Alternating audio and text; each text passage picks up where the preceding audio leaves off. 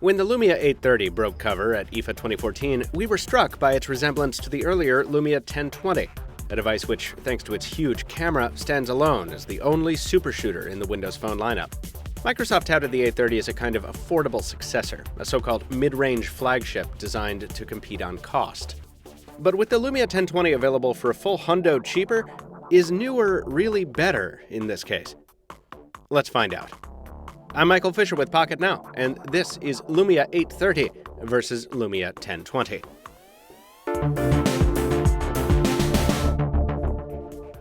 The 8 in Lumia 830 puts the model on the high side of Microsoft's mid-range numbering scheme, well below the 4-digit flagship class of the 1020. But like looks, numbers can be deceiving. The Lumia 830 is over a year younger than the 1020 it replaces. That 15-month edge is apparent in industrial design. The 830 bears the aluminum edges and changeable backplates of more modern Nokias, and it's also thinner and lighter than the 1020, with a larger display, much thinner bezels, and a higher screen-to-body ratio. That goes a little ways toward making up for the use of LCD instead of AMOLED technology in the newer phone, with the accompanying loss of contrast, the milkier blacks, and the much less saturated colors overall. To my eye, this is one of the most visible compromises of the newer phone, one that gets more pronounced the further off-center you view the display. All the hardware slimming makes the 830 more pleasant in terms of hand feel than the 1020. It doesn't seem quite as solid thanks to the removable and somewhat flexible back, but you can change its color on the fly, which is nice, and it's easier to pocket, hold, and put on a table without the massive camera crater on the back. I also think the 830 is a better looking device, but whether you agree will be up to you, of course. Rounding out the spec sheet, the newer phone also bears a more modern quad-core processor, expandable storage, better Bluetooth and Wi-Fi compatibility, and a larger removable battery. That last bit is a big deal for road warriors, and the integrated wireless charging capability is a win for convenience as well. Wireless charging is still kind of a novelty, but you'll probably appreciate it more on the 830, so you can avoid using its bizarre top-mounted USB port. The 1020 can charge wirelessly too, but not without an add-on. Battery life is comparable between the two, though to be fair, our 1020 is a very old unit, and our 830 is brand new. Check our full reviews of each phone for more detailed endurance impressions at Pocketnow. While both of these run Windows Phone 8.1, the 830 brings an edge with a newer build of the Lumia Extras package, Lumia Denim instead of the older Cyan. The Lumia 830 is also running the GDR1 update for Windows Phone, while our AT&T branded 1020 isn't. The result is that the 1020 still doesn't have the newest improvements, like start screen folders. Though you can join the Preview for Developers program to get around this, it's nice to have the latest Windows Phone improvements right out of the box. And given the more modern processor in the Lumia 830, it's more future-proof as well, in terms of support. That newer processor isn't enough to smooth out all the jitters in the day-to-day responsiveness. It is a mid-range phone, after all, and in side-by-side testing, the 830 is only marginally more speedy than the 1020 in app launch times and screen loads. Despite the jump from 2 cores to 4, we're not talking about a quantum leap in power here, at least as far as responsiveness goes. The 1020 does have a small edge in gaming, at least with some titles. While low-demand apps like Rise of Glory run identically on each of these phones, graphically intense games like Asphalt 8 play more smoothly on the older hardware of the 1020, with fewer frame drops and skips in both video and audio. Whether you prefer the side-firing speakerphone of the 1020 or the rear-mounted driver of the 830, probably everyone can agree that front-facing speakers would have been a better call.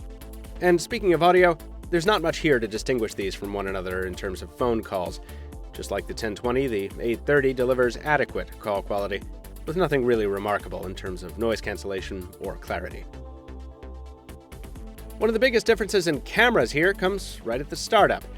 More often than not, the 830 beats the 1020 in launch time, despite the newer phone having only half the RAM. And when Lumia Camera 5 lands for the 830, performance is promised to get even faster, while the 1020 is probably doomed to stay pokey forever. That's because the 1020 packs a 41-megapixel camera, producing shots too high in resolution for its old S4 processor to handle via background oversampling. So the 1020 will probably be forever behind the 830 in terms of camera features and speed. Now, as a 1020 owner, none of this makes me happy, so it's nice to be able to brag that the 41-megapixel sensor in my old Warthog produces much sharper shots. much more zoomable than the 8-megapixel or 10-megapixel output of the newer, cheaper phone. Also, there's the small matter of the xenon flash in the 1020, which is much better for capturing objects in motion. And the 1020's viewfinder tends to respect focal settings more, with a shallower depth of field than the 830. In these respects, the 1020 is more pseudo-professional camera, while the 830 is more your typical point-and-shoot. That being said, this isn't by any means a total smackdown. The 830 actually improves on the 1020 in some respects. With a minimum focal range of 10 centimeters versus 15, you can get much closer to a subject with the 830. Also, that greenish-yellow tint of the 1020, partially corrected with software updates, is nowhere to be found on the 830, and that goes double indoors under incandescent lighting.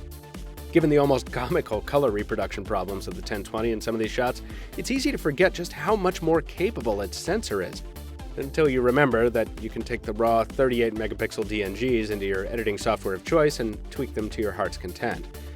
Again, the 1020 aims to be a semi-pro tool, whereas the 830, capable as it is, falls much more into the mainstream. And the broad truths in the cameras translate to the phones themselves. At $450 unlocked, it's definitely weird for Microsoft to position the 830 as an affordable flagship, and that's something we touch on in the full review, too. Considering you can get the 1020 for much less, isn't that the phone to pick here? The answer is yes, but only if you're strictly talking about the camera. And even then, you've got to want the pixels real bad. The 1020 has the only 41-megapixel shooter on a major smartphone platform, and that super high resolution, paired with digital zoom and a xenon flash, mean you can get shots with the 1020 you still can't get anywhere else, including the 830. In almost every other way, though, the 830 is the smarter buy here. Its newer hardware means its software, too, will stay newer for longer, and some of that software will power camera features even the 1020 won't get. Factor in the bonuses of the removable battery, expandable storage, changeable back covers, integrated wireless charging, yada yada yada yada, you get the point. While I won't be ditching my 1020 for the 830 anytime soon, someone stuck choosing between them today will almost definitely best be served by the newer, albeit technically lower-end, model. Keep in mind, folks, this is not Pocketnow's Lumia 830 review. That video is linked above for your convenience.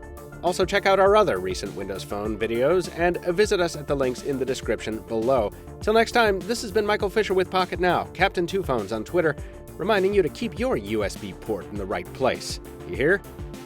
Thanks for watching. We'll see you next time.